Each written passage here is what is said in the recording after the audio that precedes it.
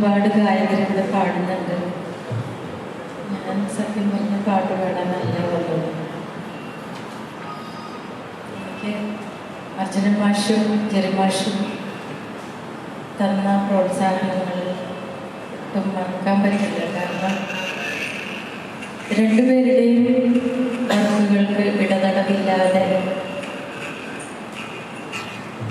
ഒരു സ്റ്റുഡിയോയിൽ മറ്റൊരു സ്റ്റുഡിയോയിലേക്ക്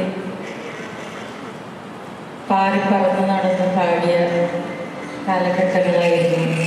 രണ്ടുപേരും ഒരുപോലെ എനിക്ക് വാക്കുകൾ തന്ന മഹാന്മാരാണ്.